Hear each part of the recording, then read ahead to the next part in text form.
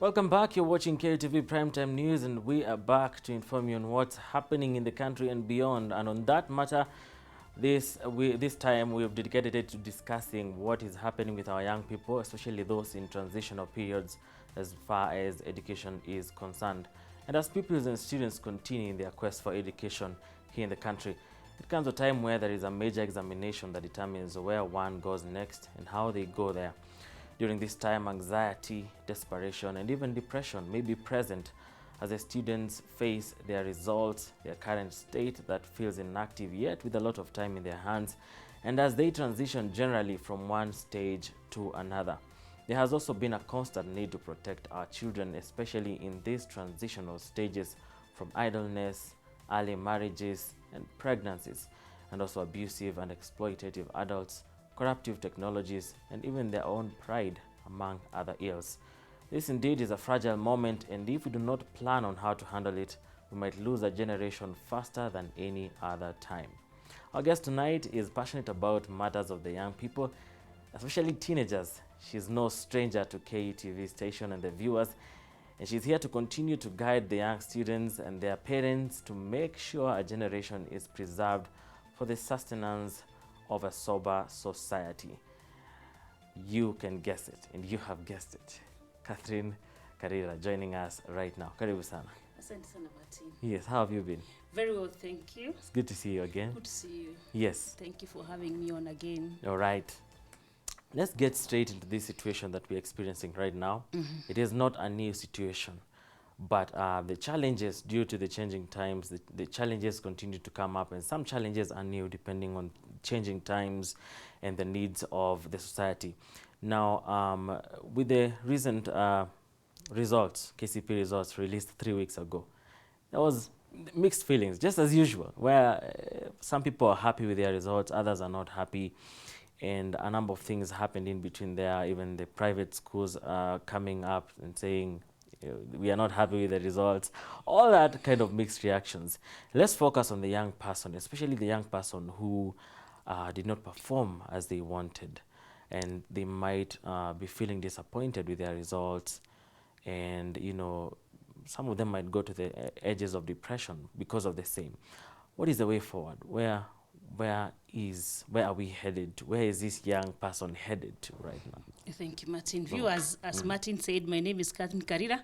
My passion in life is to make our children know before they wish they knew. Examination is nothing new. I remember we also sat our exams, but the beauty is with class 8. We sat the exam. Some of us got 433, that was the highest, and there is lower ones that got a few 20s. But I want to encourage you and tell you already you're a victor. Having done KCP after a whole year out of school, that is victory on its own. I also want to encourage you and tell you that exam is not the end of life. Come July, when you go into Form 1, all of us will be able to start at the same level. So what I want to tell you, son and daughter, is that as you go into Form 1, make sure you go there with a positive attitude, wanting to become better as you become best. And I want us to look at the word best as an acronym, where BEST tells us be excellent, skillful, and teachable. Go with that attitude. Just because the exams were disappointing, that doesn't make you a disappointment. And mommy, daddy, let me tell you 3 things. Regardless of the marks that your child got, number 1, that child is still your baby. Number 2, that child is still a gift from God. Number 3, even dirty water is very much usable.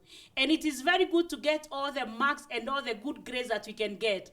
But I want you to know that there is a grace of God. Life is more of grace than grades. So with the grades, with the marks that you have, can you face the future knowing there is tomorrow and you can become better to become best, as I said. Amazing, amazing. And as we continue to look at the fate of the young people here in the country specifically, because this is where our focus is, our energies are focused too, we have another lot who, and it touches on some of who we are talking about right now, the former Class 8 pupils, and we have a new one of the new things now, the new normals in the educational sector in the country, the grade 4 pupils who are at home as well till July. And this is slightly more than 2 months at home. And we've always had issues with students and children staying at home and for a long period of time. And they might feel idle, as we had have said before. And what is the role of parenting in this particular state where idleness, there's too much idleness? And of course, we have said time and again from time immemorial that an idle mind is a devil's workshop. And we want to make sure we reduce that workshop to nothing. And as we do that, what is the place of the young person as well in supporting their parent to make them productive even at this particular time? Yeah, grade 4 is a very unique one because you have not had it before. And again, grade 4 are not going to go back to school until July. And these are the 10-year-old. And we know that the youngest girl to become mother in Kenya was only 10 years. So parents, we must have eyes that are hearing. I said eyes that are hearing because these children may not be able to tell us everything. And again, the mother and the father must go to work. And it's what Martin has told us, idleness. But I also want to throw in there and say, idle hearts and idle legs are the playground of the devil. So mommy and dad to these children, we must be able to engage them. They normally say that children have a full-time job that is called playing. When they are doing their cheso here and there, they have a job. However, now we know that the same children have become very sly, and the community is also very hostile to all our children. So what are we going to do? We must be able to communicate from a very early age in a way I normally call hot, honest, open, truthful talk, where we are going to be able to tell our grade 4 children to know what success is. We all think success is a beautiful car, and those beautiful cars are very good, or living in those areas where there's freshness. But we want to be able to talk a language that these children can understand. Because Martin, God has created every child, including the small one, with something I call top. They have talent, there are opportunities, and they can be productive. That is top. So we need to help these children between where we are now and July when they go back to school to be able to discover their talent. Then when they discover their talent, jog their minds, engage their minds so that it doesn't become the devil's workshop, so that they can be able to visualize the opportunities that are there. And then as they visualize the opportunities that are there, because they have a lot of energy, can you make sure that they are very productive in it? And you know, grade 4 are the ones that are doing CBC. So can we make sure that we utilize all the CBC they have done very well, and again be very open with them? And I come with my Bible every day, because the word of God tells me in Song of Solomon 8:8, we have a young sister and her breasts are still very young. And that is in good news. Let them read there and get to know that even a 10-year-old boy can make a baby. Even a 10-year-old girl can make a baby, so that we don't leave them to chance. And then also let the children understand that idleness teaches us how to cause trouble. And idleness is the root of all evil. So mommy, daddy, make sure we utilize CBC skills on our children so that they are not going to be idle. All right. Yes. Well said, well said. I love especially the part where you focus on the talent and the opportunity and use that, of course, to become productive. Really, really key. Now let's focus on these Form 4 students who have done their exams. They have been studying so many books. I remember in my times we studied from 12 subjects all the way to 8, being reduced all the way to 8. Those are too many subjects, and of course, many, many books, reading for 4 years. Some of them feel like they don't want, that's the last thing they want. They don't want to learn anything new, and many of them end up pursuing many things. And among many things, among the key things we have seen young people pursue in this particular time is marriage, where they finish school, they get married, or they involve in themselves in marital affairs. And how has this affected the education sector, and how can we redirect them? What do they need to pursue? Let me caution the girls, because you're the ones that mature earlier. And Martin, I did my Form 4 in 1986. Wow. Na bado niko tu. So what I want to tell the students that have done Form 4, congratulations. However, I want you to know that you have not reached yet. Haujafika, you have not arrived. You are in between where you are and where you should go. And most of us could be 18, 19 because of the year that we were out of school because of COVID. I want you to know this, that tragedy begins when you make decisions based on how you're feeling. They normally tell me my feelings now. So I want to tell you that my feelings are good. But let me tell you two things about my feelings. My feelings are like clouds. They'll come and go. My feelings, no matter how strong they are, when you ignore them, they also disappear. So I want you to be able to make your decision knowing that you have a future. It is called thinking with the head in the mind. Marriage is not going anywhere.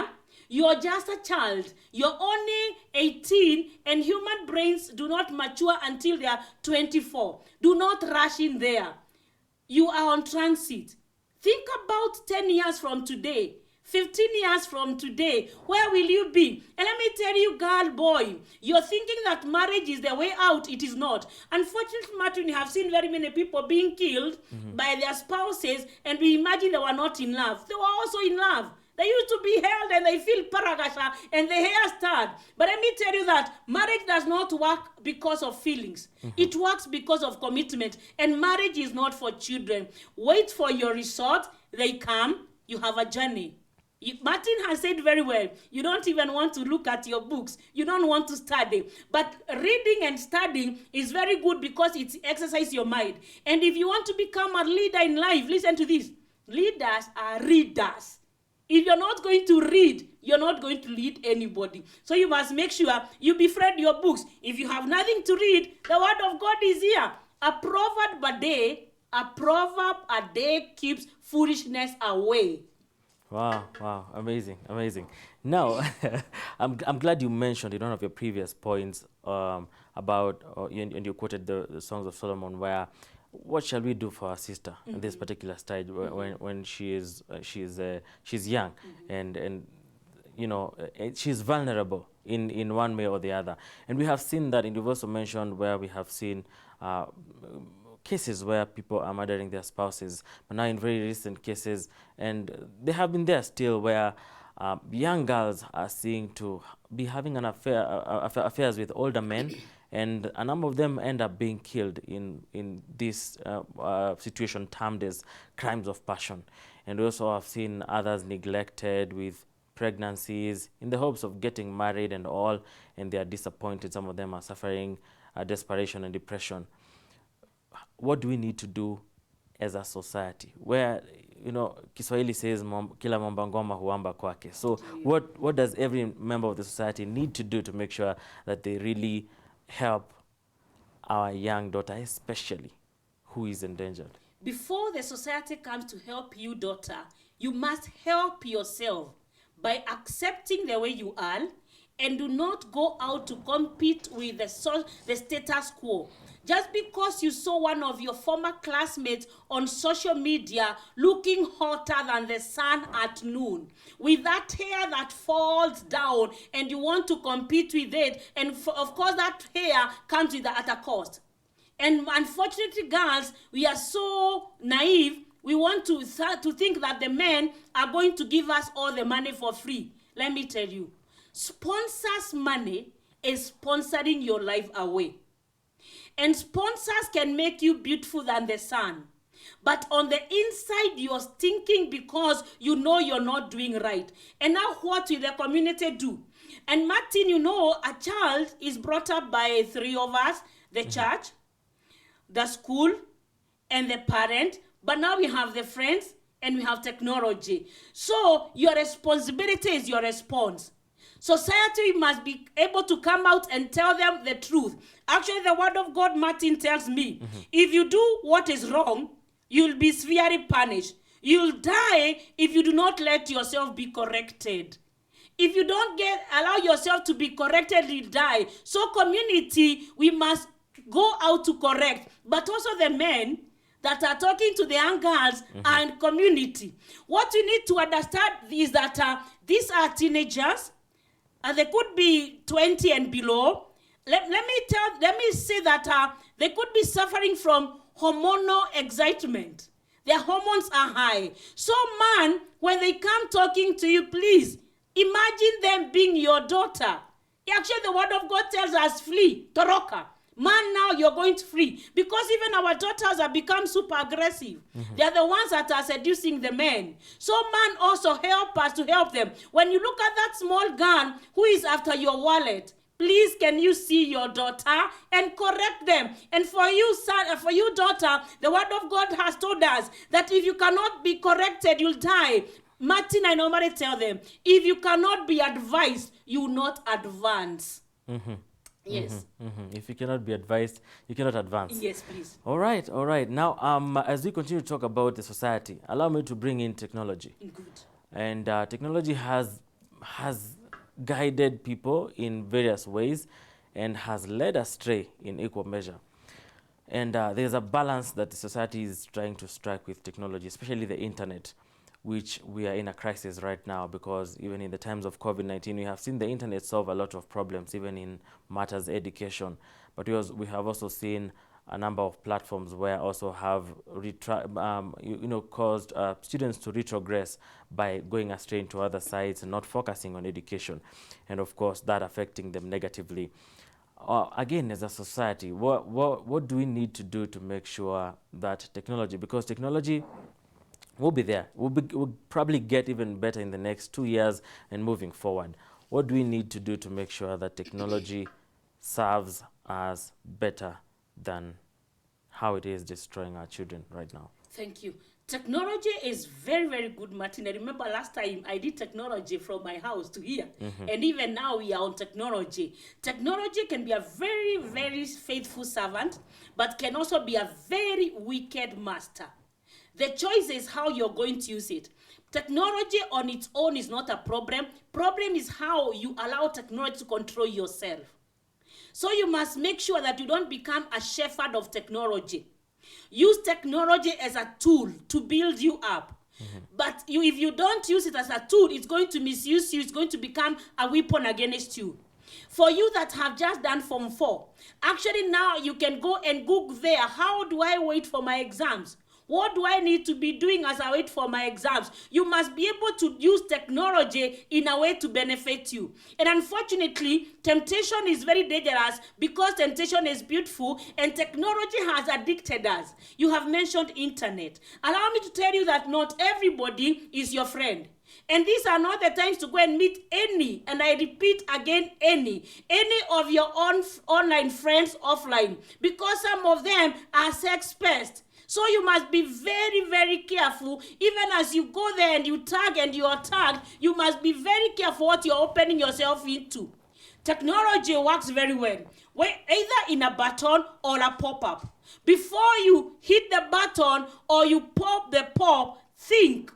Ask yourself, what am I leading myself into? Because we know it is in technology where we have very pornographic movies. And you cannot watch a pornographic movie and you fail to be also pornographic minded. And when you're pornographic minded, it is going to trigger. It's going to fuel another stubborn demon that is called masturbation. And I know most of us, including grown-ups like myself, are addicted to masturbation, and it's unfortunate that now we have become so evil, such that we are calling evil good sense. Where they're telling me, Catherine, masturbation is innocent. It is not innocent. God never created any one of us to have sex by ourselves. Technology is super good. But the question is, when you watch technology, what are you doing in it? And also technology, Martin, has brought some depression. Because we go there and we find, people are beautiful than us. And of course, you know, women and girls, we want to be the most beautiful one. But there's always going to be another one that was born today. Where we see now we are going to have extension of our behind and our extensions of front from the technology, and we feel depressed. We must be able to appreciate the way you are. Allow me to tell you that you're beautiful the way you are. And beauty starts from the inside. Please, do not allow technology to corrupt you. Make sure that you use technology to better yourself. Amazing, amazing. And I'm glad you're speaking also to people who are children and now grown up. that, Yes. which is very important as well. Now, as we wind up, it is very obvious. I mean, we have all been younger in the past, and sometimes it is obvious that you will be giving advice to someone, even now, and someone might be watching you and they're like, we are naongea too. And of course, they want to be their own bosses. They want to run their own races, as they would say, and they want just to listen to their peers. Um, Many young people are now reported to not listening to their parents or older people for counsel. What can you tell to this? What can you say to these children and their parents as well and guardians? Wanting to run your own race when you're young, it can be compared to being suicidal. And I want to take you to the Word of God. Proverbs 16:18. Proverbs is a book of wisdom and a book of instructions. It tells me that pride leads to destruction and arrogance to downfall. Pride.